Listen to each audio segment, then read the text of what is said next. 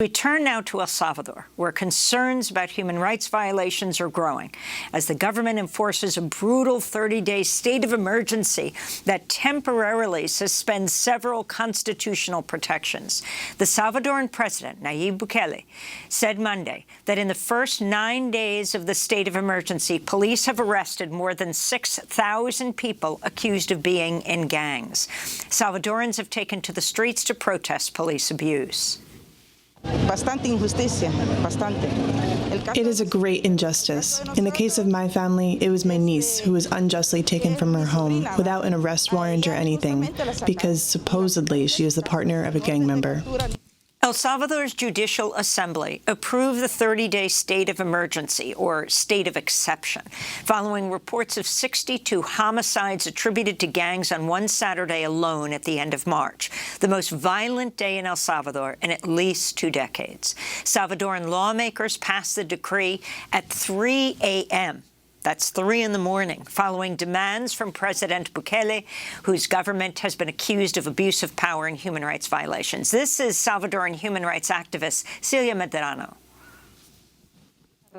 This is a narrative typical of authoritarian governments, which tries to deceive us and convince us that violating human rights of others is the only thing that guarantees that some good Salvadorans can live in peace. Multiple constitutional rights have been suspended under the state of emergency, including the right to assembly. The decree also allows for extended administrative detention, increasing the period of detention without cause from 72 hours to 15 days.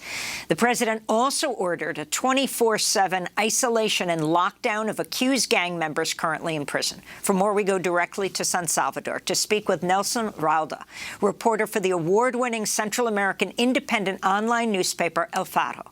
Welcome to Democracy Now!, Nelson. Can you describe the state of emergency and what's happening in the streets right now? Thank you so much for having me in the show, Amy. It really depends on where you're standing in El Salvador. It's become a tale of two cities. For one, if you have resources, if you're living in a private residential compound or apartments, or you have your own vehicle, you might go about this state of exception as if nothing is happening.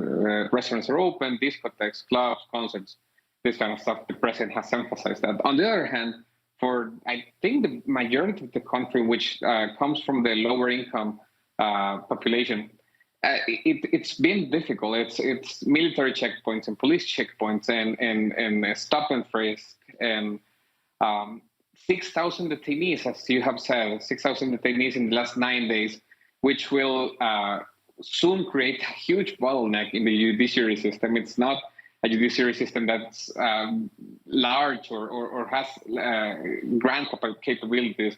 I was just looking at some stats, but we have like some 4 public defenders for every 100,000 inhabitants and some 8 judges and 8 prosecutors for the same ratio. So this will eventually create that bottleneck, but it also will retain a lot of people, maybe unfairly in prison if they haven't done anything. We have scores of people who are on the streets looking for the relatives, looking for them in the places where the police has taken them. And a lot of them are saying, my relative, my family member, my niece, my son, is now a member of criminal gangs or a member of organized crime. How can you know that? Well, that's how democracy should work. You have a judge, you have an opportunity to present your cases, you have the right to a defender. So these are the rights that are suspended right now in El Salvador. The defense right is suspended. So it means that the majority or nobody of these 6,000 persons has had an access to an attorney or to a lawyer. They haven't been presented to a judge, which the Constitution demands. But as you said, the Legislative Assembly passed a law at 3 a.m. on Sunday. We actually had 87 homicides that weekend between Friday, Saturday, and Sunday. So it's a reaction from the government to what has been probably the worst violence crisis under Nayib Bukele's term since 2019.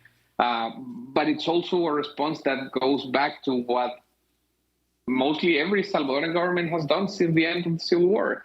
the massive detentions of people, the huge bottlenecks in the judiciary system, and the increasing of the incarcerated population, which has so far never solved El Salvador's problem of violence, and which before 2019, President Bukele himself believed wasn't the solution. But it's exactly what he's doing right now, and showing his tougher side so far. And Nelson, I wanted to ask you, this is not the first wave of major violence in El Salvador. Back in 2011, around there, El Salvador had the highest homicide rate in the world. And back then, former governments instituted the mano dura policy, the strong hand, again, cracking down on these gangs, many of which actually were trace their roots to the United States, because for a long period of time, the United States deported about 300,000 people to the Northern Triangle countries who had been convicted of crimes here in the United States. So I'm wondering what's different about this particular situation and the way that Bukele is attacking the rise of violence. The difference mainly is that there's no difference in the ideas. It's ironic, to say the least, because Bukele's party is called New Ideas. There's nothing new about these ideas. This is exactly the same policies that have been implemented since the end of the 90s. There's a little history lesson there, because El Salvador ended its civil war, which raged during the 80s. It ended in 1992. And when that happened, the Clinton administration in the United States started deporting, as you said, a lot of gang members, gang members from LA, from California. And so they were sent to a country which had their institutions destructed and it was barely entering the age of democracy. So those gang members that came from the United States, they started to create this problem. But then it all worsened because all of the governments in El Salvador weren't able to see what this would become. The gangs are not only a crime problem, they're a social problem. There's only not, the official number was 60,000 gang members a while ago. President Bukele said yesterday it was close to 84,000. But then you have to think about the social basis of the gang, their families, their relatives, the people who depend on their economy, on their criminal economy, but depend on them nonetheless. So this is a social problem in El Salvador, and there's nothing new about those ideas. Every country, every government in the country has implemented some sort of mano dura. From Calderon Sol, who implemented during the 90s some sort of death squad, para-police forces, and then mano dura with Francisco Flores at the end of the 90s and the turn of the century. Then super mano dura, which was the same but advertising policy, which didn't really solve any of the problems during Tony Saca's problem. And then we came to Mauricio Funes, and he did a truce with the gangs, which violently exploded in 2015, where we again were the world champion of homicides. And then under the former President Sanchez Serén, which the judiciary or extra legal executions became systemic. So El Salvador has a thing with trying to solve a fire with gasoline. And it's always worked as you would imagine that would work. It's always worked increasing violence. And we have documented the negotiations between Mr. Bukele's government and the gangs. But this is, again, what is happening. When those negotiations go sideways, we don't know why it exploded or what went wrong. But definitely something went wrong. And Nelson, I wanted to ask you, I wanted to ask you, in terms of Bukele himself, he's been portrayed as a maverick, as a populist, or as a right-wing populist, similar to Duterte in the Philippines. How popular is he in the population with these policies? Extremely popular. El Salvador, like 40% of Salvadorans, according to a study from the Florida International University in 2017, 40% of Salvadorans support torture as a way of obtaining information from criminals, allegedly.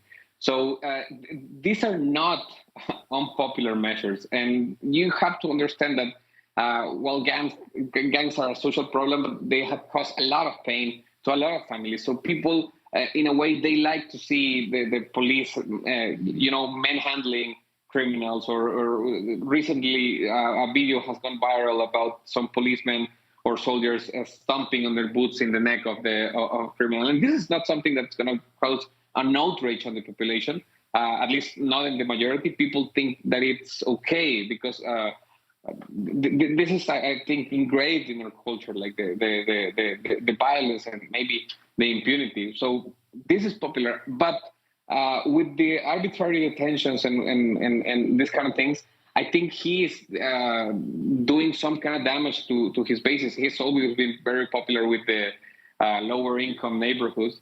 And I think some of that will change, at least individually or at least with some people, because they are seeing that these are the same, crackdowns that we saw in previous governments, and that they didn't really do something to solve the issue. Nelson, as we wrap up, Bukele is expected to be in Miami this weekend attending a Bitcoin conference. Bitcoin is a form of currency, of the legal currency in El Salvador. Can you talk about the president's commitment to prioritizing Bitcoin and investing in it as opposed to other social issues, what this has meant for El Salvador and how it relates to the state of emergency? It will be definitely interesting to see how President Bukele spins the state of exemption in the regime and the crackdown while he promotes himself as a champion of freedom for Bitcoiners. And it's really strange for the Bitcoiner community, which poses itself to be freedom and separating money from the state, to be so encouraged and so enthusiastic about a government, a state. But yeah, I think Bukele's, in my takes, having covered the Bitcoin implementation since last year, is that there's an end game greater than Bitcoin for Bukele, and he has shown and hinted at it, which is he's really at odds with the Biden administration. He doesn't get a loan from the IMF, which his government has searched for or has sought for since March 2021. So there's an interest of attracting foreign investment, promoting the country as a tourist destination, and also trying to find a way to finance the country without the IMF, without the Biden administration, without making compromises to things like democracy or human rights, which other organizations such as the World Bank would ask. For some billionaires in crypto, this is not as important. And so he's trying to appeal to that crowd. And I think it will be interesting. And I think what you will see from Bukele, I think he's scheduled to speak on Thursday, is a sales pitch to appeal to this particular demographic.